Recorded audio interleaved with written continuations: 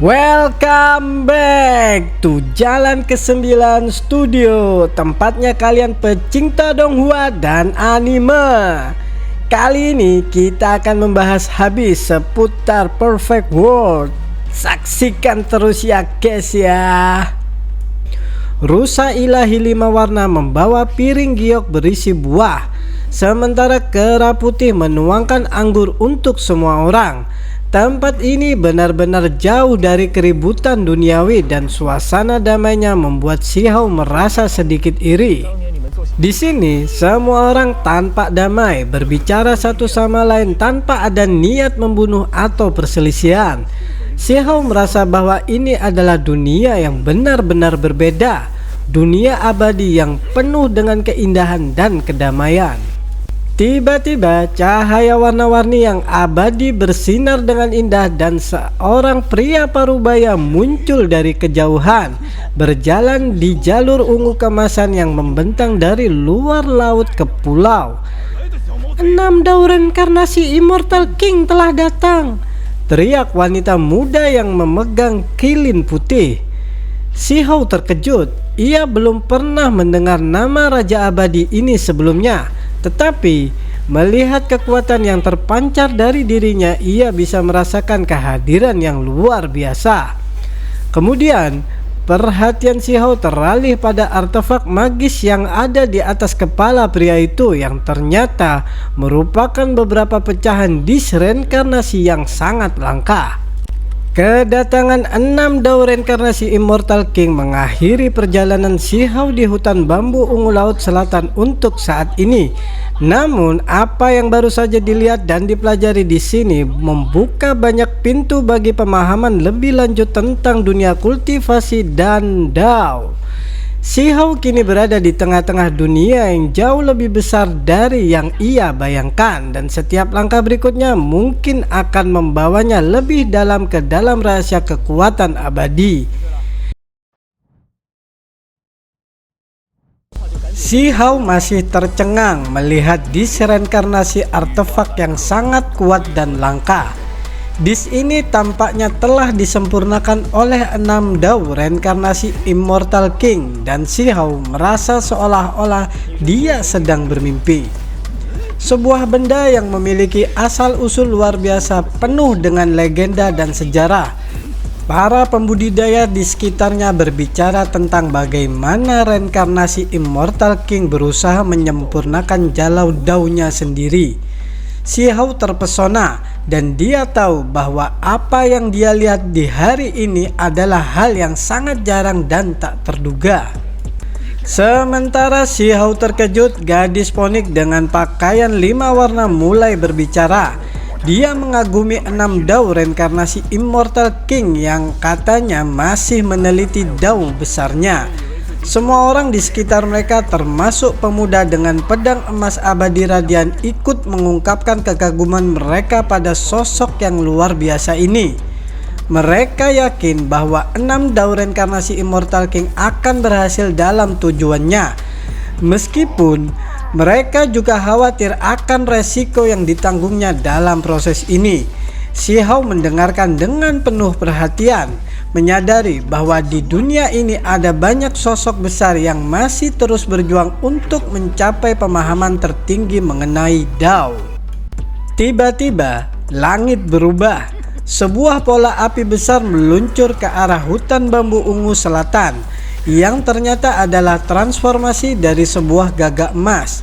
Gagak ini membawa seluruh panasnya menuju tanah. Hanya dengan satu gerakan tangan menciptakan cahaya yang menerangi seluruh dunia.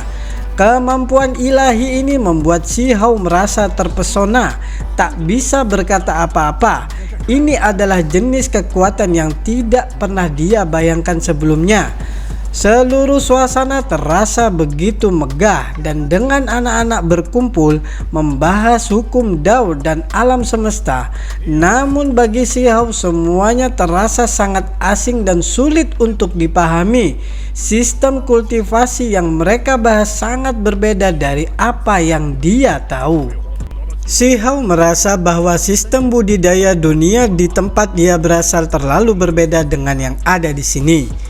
Di dunia tempat dia tinggal, setiap pembudidaya biasanya mengikuti jalur yang lebih praktis. Sementara di tempat dunia ini, para kultivator lebih banyak membahas metode yang lebih dalam dan rumit, seperti benih abadi yang digabungkan langsung ke dalam tubuh mereka untuk memulai jalan budidaya mereka. Beberapa orang mulai menyadari bahwa Shihao tampaknya lebih diam, dan salah seorang pemuda dengan Radiant Immortal Sword-nya bertanya mengapa dia tidak berbicara. Shihao menjawab dengan tertawa getir bahwa kekuatannya masih kurang, jadi dia hanya bisa mendengarkan. Di tengah-tengah pertemuan yang ramah ini, para pembudidaya muda mulai bertukar petunjuk. Shihao merasakan atmosfer yang sangat berbeda, semuanya sangat santai. Tanpa niat saling merendahkan, mereka semua berbicara dengan rendah hati, berbagi pengetahuan satu sama lain. Meskipun sistem mereka berbeda, Shihao merasa ini adalah kesempatan yang sangat baik untuk belajar. Wanita muda yang memegang kilin putih bahkan menawarkan untuk berkompetisi sedikit dengan Shihao, bertukar gerakan dan teknik. Shihao meskipun ragu memutuskan untuk mengambil bagian dalam pertukaran ini. Saat mereka berkompetisi, wanita muda itu menggunakan teknik yang sangat berbeda dari yang biasanya digunakan Shihao. Dia melepaskan benih dao yang berkembang dan melepaskan aura kuno, menghasilkan bunga dan buah yang sangat aneh. Shihao mencoba menggunakan petir sebagai serangan balasan, tetapi benih dao itu berubah menjadi pagoda yang mengeluarkan suara dering dan menyebarkan petir. Shihao terkejut dan akhirnya menyadari bahwa wanita muda ini tak hanya menyerang menggunakan teknik biasa, tetapi langsung menggerakkan dao agung. Ini adalah sistem budidaya yang sangat berbeda dengan yang dia kenal, lebih langsung dan sederhana, namun penuh dengan kekuatan yang luar biasa. Ketika pertemuan berlanjut, Shihao mulai berbicara lebih banyak dengan teman-temannya. Salah seorang pria muda dengan pedang emas abadi radian bertanya tentang teknik yang digunakan oleh Shihao, yang menanggapi dengan menjelaskan simbol-simbol dao yang digunakan dalam budidayanya. Ternyata banyak orang terkejut mengetahui bahwa Shihao mengolah 3 untai energi abadi, sesuatu pencapaian yang sangat langka di dunia ini. Gadis ponik itu juga mengungkapkan bahwa dia mengolah 3 untai energi abadi, dan ini mengejutkan Shihao karena dia baru saja menyadari bahwa orang-orang di sekitar sini memiliki pencapaian yang sangat luar biasa. Namun meskipun semua orang di sini tampak ramah dan penuh pengetahuan, ada sesuatu yang terasa aneh bagi Shihao. Ketika waktu perpisahan tiba, banyak dari mereka mulai merasa sedih. Pemuda dengan pedang emas abadi, gadis ponik, dan wanita muda yang menggendong kilin kecil semuanya mengungkapkan rasa sesal karena harus berpisah dengan Shihao. Mereka semua menyadari bahwa ini mungkin akan menjadi pertemuan terakhir mereka. Shihao yang merasa sangat terhubung dengan mereka merasa bingung dan terguncang. Mengapa semuanya terasa begitu emosional? Dengan perasaan campur aduk, Shihao meninggalkan pertemuan tersebut, merasa bahwa ia baru saja belajar banyak hal baru tentang dao dan teknik budidaya. Namun ia juga merasa bahwa hubungan dengan orang-orang ini mungkin tidak akan pernah terulang lagi. Dunia tempat ia berada adalah dunia yang penuh dengan makhluk luar biasa dan misteri, dan meskipun ia telah membuat banyak teman di sini, perpisahan adalah kenyataan yang harus diterimanya. Shihao merasa gelombang perasaan yang berat menguasai dirinya. Meski sudah bersama para pembudidaya abadi ini selama berapa bulan, hubungan mereka sudah begitu dekat, seolah mereka sudah menjadi teman sejati. Namun tiba-tiba ia merasakan sebuah perasaan yang tak biasa, seolah mereka akan segera berpisah, dan perpisahan itu adalah perpisahan yang kekal. Mereka akan meninggalkannya dan dia tidak akan pernah bertemu mereka lagi di dunia ini.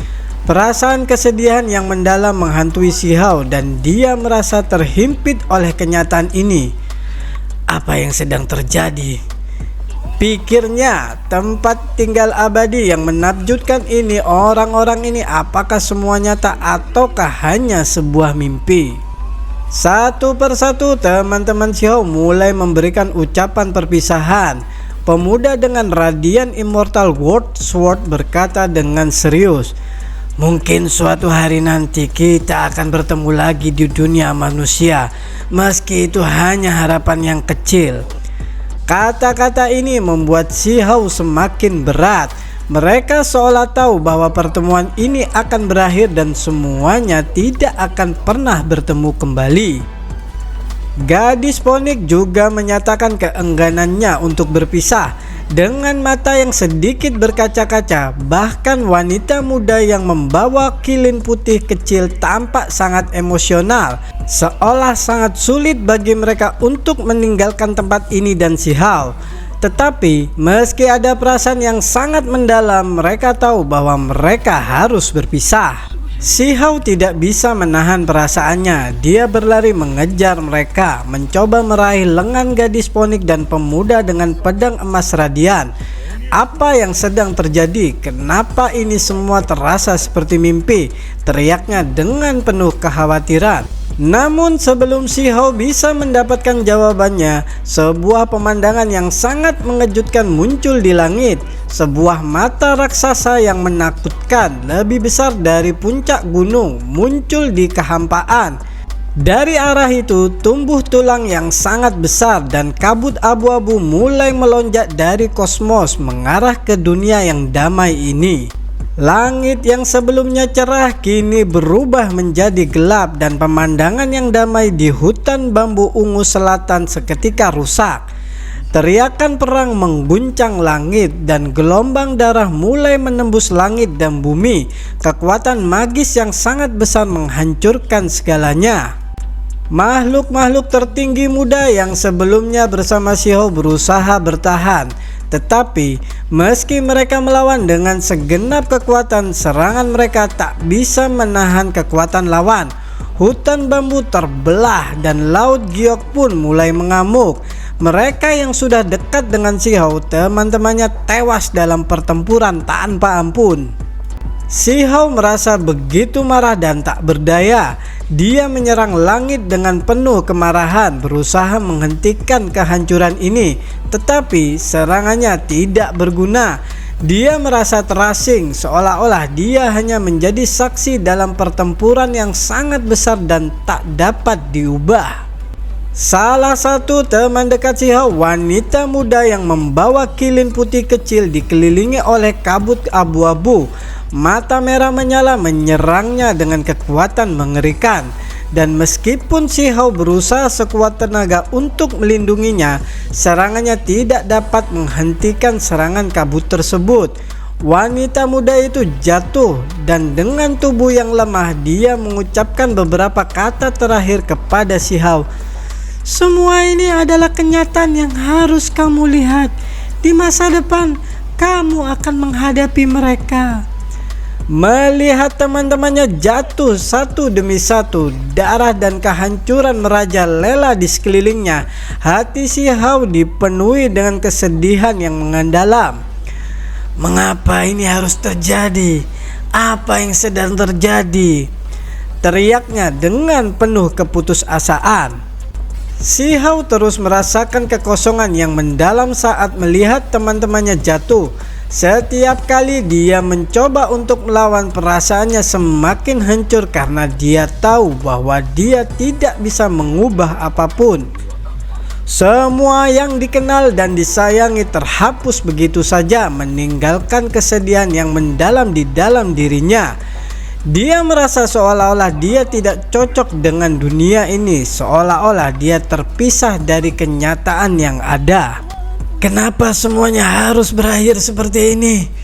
Kenapa mereka harus mati? Pikir Si Hao dengan air mata yang mengalir deras. Dia merasa sangat kesepian dan terisolasi, seolah-olah dia tidak bisa melakukan apapun untuk mengubah nasib orang-orang yang dia cintai. Saat kehancuran berlangsung, Si Hao mulai menyadari bahwa ini mungkin bukanlah kenyataan biasa.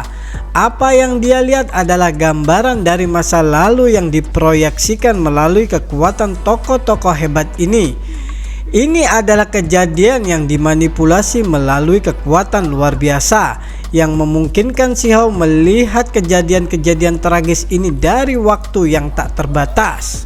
Kehancuran dunia ini adalah hasil dari pertempuran antara 6 dao reinkarnasi Immortal King dan Without End yang hebat. Dua sosok legendaris yang mengubah aliran waktu dan mempengaruhi masa lalu dan masa depan. Si Hao mulai memahami bahwa dia hanyalah saksi dari peristiwa yang terjadi jauh di masa lalu, meskipun perasaan yang dia alami sangat nyata. Angin berhembus pelan, bambu ungu yang tinggi tampak bergoyang-goyang. Namun saat Si Hao berdiri di tengah reruntuhan yang terbakar ini, dia merasakan ketenangan yang sangat berbeda. Hutan bambu yang dulu damai kini berubah menjadi area yang penuh dengan luka dan kehancuran. Bumi hangus seolah-olah diterjang oleh petir dan api. Darah menyebar di mana-mana. Si Hao yang sangat tertekan berdiri diam dengan ekspresi kosong. Air mata mengalir meski dia berusaha untuk menahan perasaan ini. Si Hao melangkah lebih dalam ke dalam reruntuhan, memandang bambu ungu yang sudah tampak biasa dan jauh dari kemegahannya yang dulu. Meski dia pernah melihatnya dalam mimpi besar Immortal Ancient, semuanya kini hanya tinggal kenangan. Apakah itu mimpi? Pikiran Si Hao, tetapi setiap rincian dalam ingatannya terasa sangat nyata. Teman-temannya yang dia kenal dengan baik di dunia itu semuanya menghilang. Mereka jatuh satu demi satu, darah mereka bercucuran di bumi. Perasaan sakit begitu nyata, bahkan lebih sakit dari yang bisa dibayangkan. Kenangan pertempuran itu terus berputar dalam benaknya. Dengan air mata yang belum kering, Si Hao menatap tanah tempat teman-temannya dimakamkan. Pedang yang hancur dan tulang ponik yang pernah dia kenal kini hanya tinggal kenangan. Dia menggali kuburan-kuburan ini, mengubur apa yang tersisa dari masa lalu. Meskipun semua ini terasa seperti mimpi, perasaan yang dia alami begitu nyata, mengiris hatinya setiap kali dia mengingatnya. Namun dia tidak bisa membiarkan dirinya terlarut dalam kesedihan. Jalan di depannya masih panjang dan dia tahu dia harus menjadi lebih kuat. Sambil mengusap air mata, dia bertekad untuk tidak membiarkan kenangan ini menghalangi langkahnya ke depan. Saat melangkah lebih jauh, Si Hao menemukan sebuah potongan baja yang hancur. Meski sudah lama tergeletak, bagian kecil dari emas abadi radian itu masih mengeluarkan cahaya putih yang samar. Saat dia mengamatinya, hati Si Hao bergetar. Ini bukan mimpi, ini nyata, pikiran Si Hao dengan suara yang bergetar. Dia mengenali potongan baja itu sebagai bagian dari senjata legendaris yang pernah dia gunakan oleh teman-temannya, dan perasaan melankolis kembali menguasai dirinya. Hati yang penuh tekanan dan kenangan itu hanya bisa diungkapkan dengan bisikan kecil, "Itu nyata." Si Hao menggali lebih dalam, menemukan tulang aneh yang bersinar dengan cahaya 5 warna. Dengan hati yang gemetar, dia menyadari bahwa ini adalah tulang milik gadis ponik yang pernah dia kenal. Tragedi ini meskipun sudah berlalu terasa begitu dekat dan nyata. Teman-temannya yang telah dia percaya dan diajak bertukar petunjuk kini hanya tinggal kenangan. Semua ini benar-benar terjadi, bukan hanya bagian dari mimpi. Dengan perasaan yang semakin berat, Si Hao mengubur tulang itu dengan penuh hormat. Dia mengucapkan doa terakhir untuk mereka, meski tahu bahwa mereka takkan pernah kembali. Dengan langkah yang lebih teguh, Shihao berbalik dan melangkah pergi. Meskipun hatinya dipenuhi dengan kesedihan, dia tahu jalan di depannya masih panjang. Mimpi kembali ke Immortal Ascian ini mungkin menyakitkan, tetapi dia tidak bisa terlarut dalam kesedihan. Dia harus maju lebih kuat dari sebelumnya. Harus berangkat, jalan di depan masih panjang, pikiran Shihao. Keputusan untuk terus maju menjadi lebih kuat adalah satu-satu cara bagi Shihao untuk menghadapi musuh-musuh yang semakin mendekat. Beberapa hari kemudian, Shihao menemukan dirinya di daerah yang lebih asing. Kulit binatang yang compang-camping tiba-tiba terbang di udara, melepaskan jarum emas yang sangat tajam. Dengan gerakan yang sangat cepat, jarum emas itu menyobek segalanya di jalan. Shihao hampir tertusuk jika tidak cepat-cepat menghindar. Dia tercengang oleh kekuatan luar biasa yang dimiliki oleh kulit binatang ini. Meskipun tampak biasa, kulit binatang ini memiliki kekuatan yang bisa menghancurkan segalanya. Shihao menyadari bahwa kekuatan yang berasal dari makhluk yang lebih besar dan lebih kuat tidak bisa dianggap enteng. Apa ini? Apa yang terjadi di sini? Pikiran Shihao dengan ketakutan mulai merayapi tubuhnya. Saat melanjutkan perjalanan, Shihao bertemu dengan pasukan misterius yang mengenakan pelindung logam. Mereka tampak seperti ahli veteran dan aura yang mereka pancarkan sangat kuat. Mereka menunggangi binatang buas dan burung ganas, semuanya tampak siap bertempur. Namun, ketika mereka mengetahui bahwa Shihao mencari kota kuno, mereka mulai mengubah sikap. Satu orang di pasukan itu menyerang Shihao, memaksa dia untuk bertarung. Dengan pedangnya, Shihao membalas serangan mereka, membunuh beberapa pasukan dalam sekejap. Namun meskipun mereka terkejut oleh kekuatan Shihao, pasukan ini bukanlah musuh biasa. Mereka menyerang kembali dengan lebih kuat, menguji sejauh mana kemampuan Shihao dalam bertahan hidup. Shihao bertarung dengan penuh semangat, membunuh pasukan satu persatu. Namun di balik pertempuran itu, dia mulai merasakan aura aneh dari pasukan musuh. Siapa sebenarnya mereka? Dalam pertempuran yang semakin intens, Shihao merasa bahwa ada sesuatu yang lebih besar dan lebih gelap yang tersembunyi di balik semua ini. Setelah bertempur dengan pasukan itu, Shihao terus melangkah maju meskipun hatinya masih dipenuhi dengan banyak pertanyaan. Apakah kota kuno yang dia cari akan membawa jawaban atas semua misteri ini, dan apa yang akan dia temui selanjutnya?